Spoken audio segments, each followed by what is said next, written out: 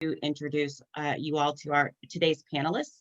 We have Gemma Elliott Stevens, who's the Chief Privacy Officer at Thomson Reuters, and Tanya Madison, Chief Privacy Officer with Aristocrat Technologies. If you have any questions or comments, feel free to share them in the Q&A panel, and we'll do our best to answer them as time allows. Now to tell you a little bit about today's panelists. So Gemma Elliott Stevens serves as Chief Counsel Privacy Officer at Thomson Reuters. In her role as counsel and CPO, Gemma oversees the Global Privacy Office and works very closely with information security, product, technology, sales, and marketing teams. Gemma is an industry leader with more than 20 years of privacy and data protection experience, and she has assisted corporations around the globe in strengthening their privacy programs and in maintaining legal and regulatory compliance. Prior to joining Thomson Reuters, Gemma served as VP Deputy General Counsel and Chief Privacy Officer at Rackspace. She also served as Assistant General Counsel and Global Privacy Officer at Infor, and she led privacy matters at Axiom Law. Before venturing into the corporate sector, Gemma spent many years in the federal sector at the U.S. Department of Treasury. She served as Special Privacy Counsel and Treasury's first Director of Privacy and Civil Liberties.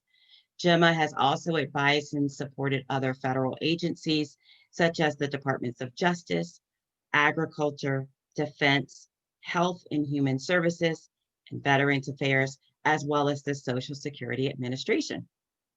Gemma is a Washington, D.C. native and a U.S. Marine Corps veteran. She holds a BS from the University of Maryland and a JD from the George Washington University Law School. She also successfully completed an intensive human rights law program at Oxford University in Oxford, England. Now on to Tanya. Tanya serves as Global Chief Privacy Officer and Executive Vice President at Aristocrat Technologies Incorporated. In her role, Tanya oversees Aristocrat's privacy office and partners with various internal and external stakeholders to develop and maintain a robust privacy program globally. With over 20 years of in-house counsel experience, Tanya's career has focused on the lawful collection, use, and sharing of personal data, with special focus on financial services and fintech companies. Tanya and her colleagues focus on developing a principled and holistic approach to privacy legal analysis and engagement worldwide. Prior to her current role, she was the Chief Privacy and Cybersecurity Counsel at TD Bank and Vice President and Chief Privacy Counsel for American Express. Prior to that, she led privacy programs at PayPal and First Data Corporation. While at First Data, she led the program to develop the company's binding corporate rules and shepherded them through the approval process, working closely with the UK ICO. Tanya earned a bachelor, BA, BS, and JD from the University of Idaho in Moscow, Idaho. She has earned Certified Information Privacy Professional, US, Certified Information Privacy Technologist and Fellow, Information Privacy designations from the International Association of Privacy Professionals. So we have got a wonderful panel here. I am going to go to the first question. So I'll start with Gemma. And the first question is, what is data privacy, and does data privacy only affect areas with regional, state, country legislation, or are we all involved? Hi, Dana. Thank you. Thank you for the introduction, and I'm happy to be here. I have to apologize in advance because we're all at this work at home situation, and I swear every meeting I go into, my landscapers arrive just at that moment. And so unfortunately, there may be some noise in the background. But thank you for the question. Privacy is the protection of personal data about individuals. Data elements such as names, social security numbers, date of births, emails, physical address, healthcare data, financial data, credit card data, and that's just to name a few. Sensitive data elements could be anything around race and ethnicity, sexuality, religious preferences, and so on. Today, there are more than 900 data protection laws throughout the globe, with at least another 30 pieces of proposed legislation waiting to be passed. So it does indeed impact all of us as individuals in some way. Doesn't matter, where we sit geographically. And it's difficult to find a business today of any kind that probably isn't processing some form of personal data. Tanya may have some additional comments. No, again, Dana, thank you. And thank you to RVA Tech for inviting us to participate. And thank you especially for letting me do so with Gemma, who is one of my favorite privacy professionals. I agree with everything Gemma said. I would add to that there are things that constitute personal information that you may not think would do so. Particularly in the European approach, they look at various data elements that can be used to identify a person, even if they wouldn't seem to do so on their face. So by way of a simple example, if you said the number of female attorneys who work for Aristocrat Technologies in Pennsylvania, that would identify a single individual, i.e. me. You would think that just the element attorney, female, Pennsylvania resident would not be personal information, but when combined together, identifies a single person, and therefore it would be. And so that's one of the things to be careful about. Dana asked, does it matter where you are? It matters not only where you are, it matters where your customers are. Because some of these laws, many of these laws have what's called extraterritorial reach, meaning it doesn't just apply to the citizens of the country that passed the law or the state, but it could apply outside of those bounds as well. So this is an area, as Gemma pointed out, that is constantly evolving and changing. I often tell people the thing I love about my job is it's never the same thing 2 days in a row. The thing that drives me insane about my job is it's never the same thing 2 days in a row. So it's definitely an area, and as technology continues to expand and grow, we find new elements that 20 years ago would not be considered personal information that today would be. One example of that being IP address, which again, 2 decades ago, was not considered personal information, but today in many jurisdictions is. Great. And how is legislation changing? And are they keeping up with technology? I'll start with Tanya on that one. So let me start with the second question first. No, absolutely not. At best, we're probably 5 to 10 years behind, and at worst, significantly more. No, the pace of technology is simply much faster than the pace of legislation. And legislation is changing, I think, in a way that's becoming more customer and consumer centric. We saw a couple of years ago in Europe the passage of what was really a groundbreaking data privacy law, the EU General Data Protection Directive. And that really created considerable privacy rights for European citizens. But again, it's a law that has that extraterritorial reach that I mentioned earlier. And it also made it difficult for multinational corporations to operate where they would be interacting with European citizens unless they adjusted their standards to that level. We've started to see a migration of that to the US. Previously, the US and Europe have taken very different approaches to privacy. In Europe, it is a fundamental right.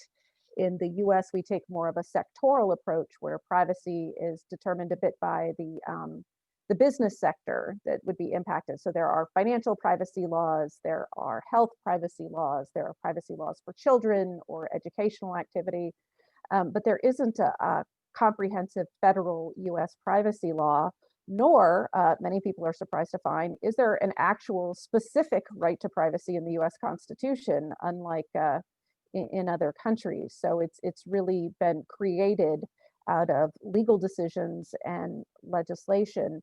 And so what we saw in California in 2018 was a move toward more of a European type approach to privacy with the CCPA. And then breaking news as of this week, I know we're all waiting to find out who became president, but privacy professionals were waiting to find out what California was doing. And even though the California privacy law just became effective at the start of this year, there have already been 3 amendments to it. And there was a ballot initiative this week that passed, which will make the California privacy law, CCPA, even more robust and more like Europe. So we'll start to see some of the European rights of being able to limit not only the sale of personal information, but also the sharing of personal information, the right to correct. The CPRA takes the limit. There's federal law in the US that protects children's privacy for children under the age of 13. California actually raises that bar now to 16, which again is something we've seen. Just real quickly on technology before I kick it back to Gemma. One of the areas where we're seeing some technology specific legislation is in biometrics. Illinois, interestingly enough, passed a biometric law over a decade ago that really didn't attract much attention. And there are currently 3 states that have laws that limit the use of biometric data or talk about restrictions on how it can be collected or used, or the consents that are required. That's Illinois, Texas, and the state of Washington. Illinois, interestingly enough, has what's called a private right of action, which means that individuals can sue, which means class action attorneys can become involved. And so we have seen just an explosion of privacy litigation around Illinois' privacy law that's based in biometrics, which is referred to shorthand as BIPA.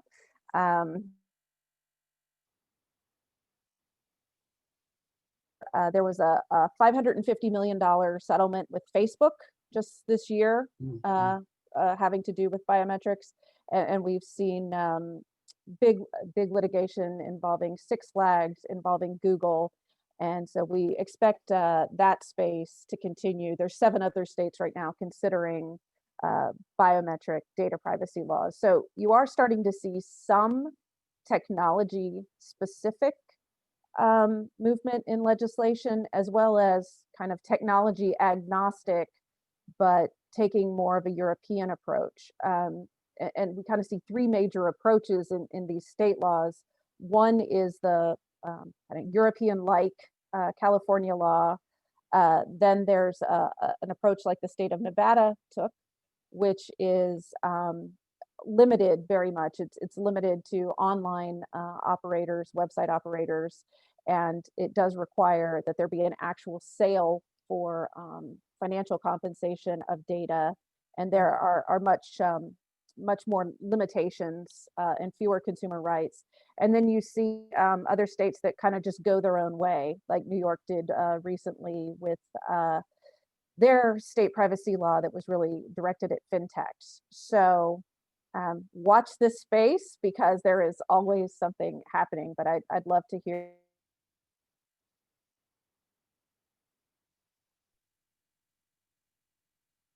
I'm sorry, it froze.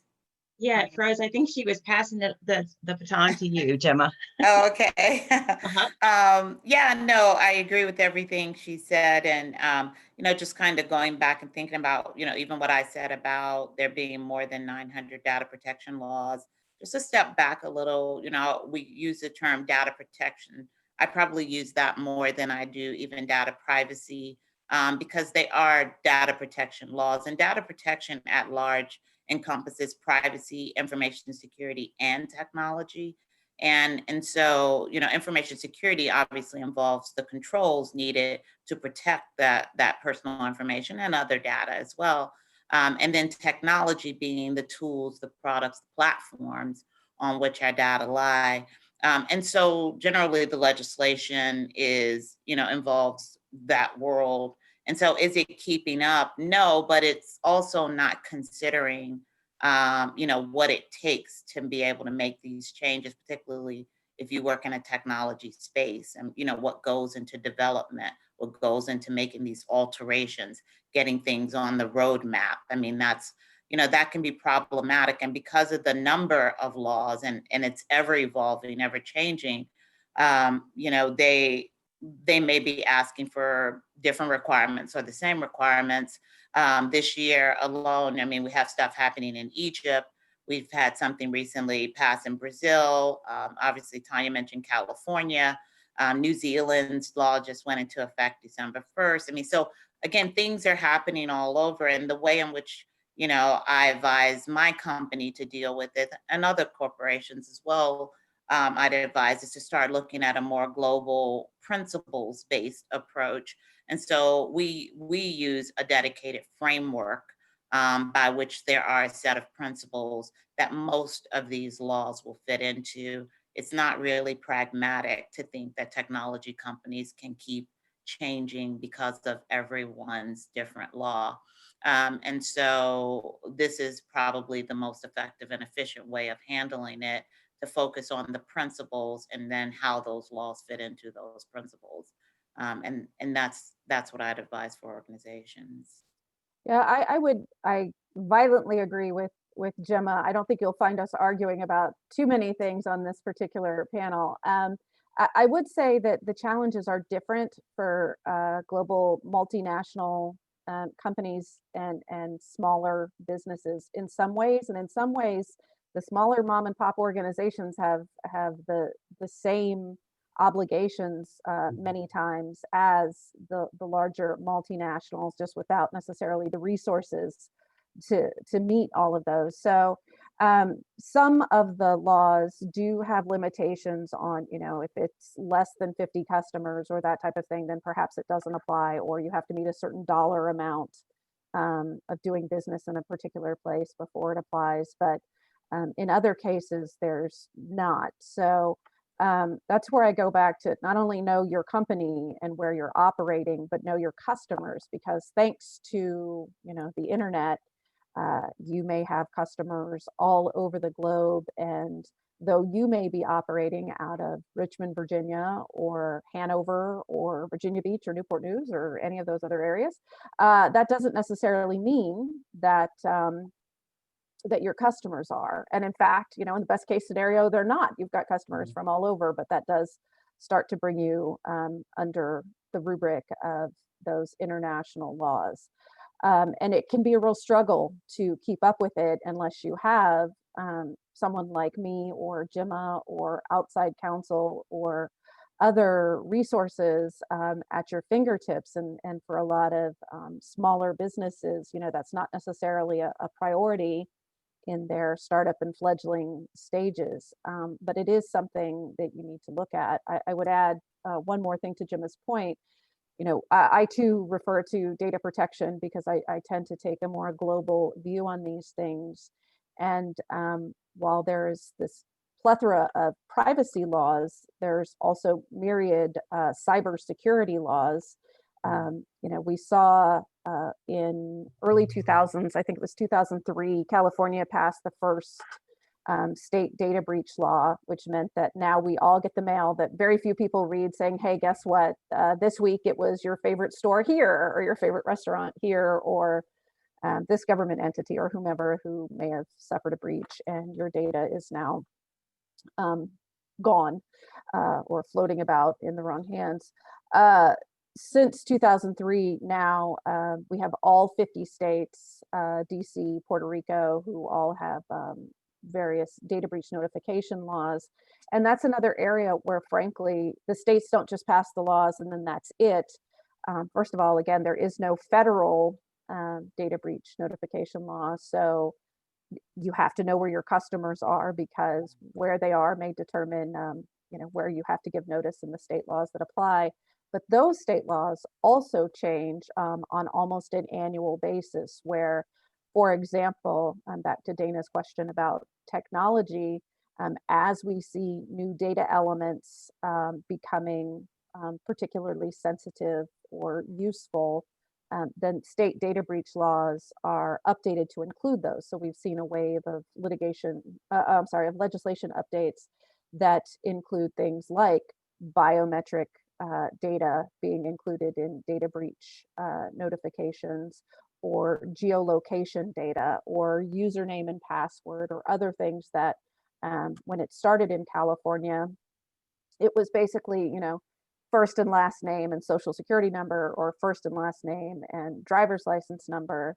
And so entities would say, oh, names weren't impacted. Phew, we don't have to worry about this. But now it's any number of elements. And so it's very important to see, to keep an eye on as the technology is developing, getting kind of granular into what specific information about individuals is being collected in order to keep up with both the privacy and the security concerns. Great points. And what are employees' rights to data? Gemma? Yeah, so, and I'll keep this quick because I know this was a really short session, but laws protecting employees' workplace privacy issues basically vary by jurisdiction. So, for example, whether or not an employee has a right to privacy related to workplace monitoring, for example, particularly since the devices that house that or the technology platforms on which that data lie are often owned or managed by an organization where the employee works.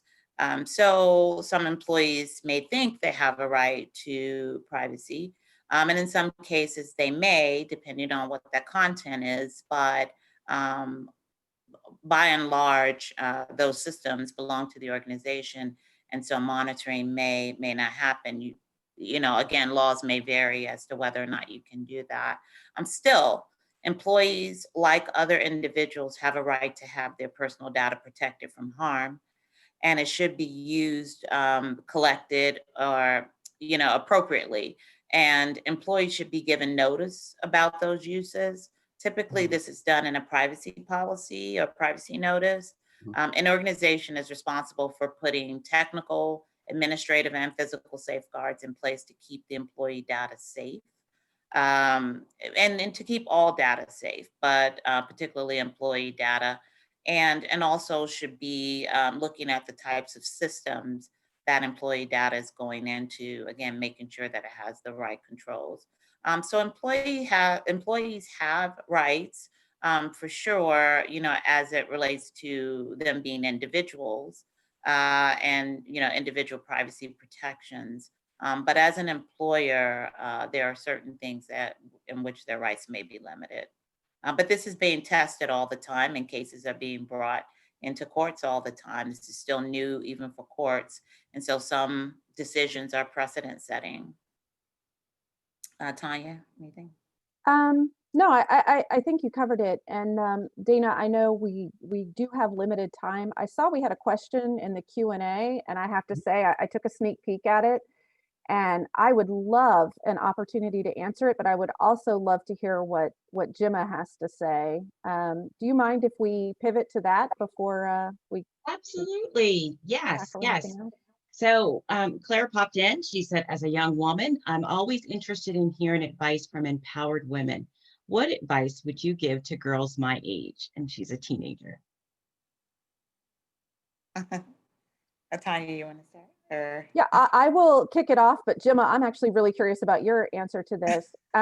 Claire, thank you for the question. I think you've already done one of the first things that I would advise to empowered women, which is raise your hand, ask questions, try to get as much information as you can. I am a firm believer in education, education, education.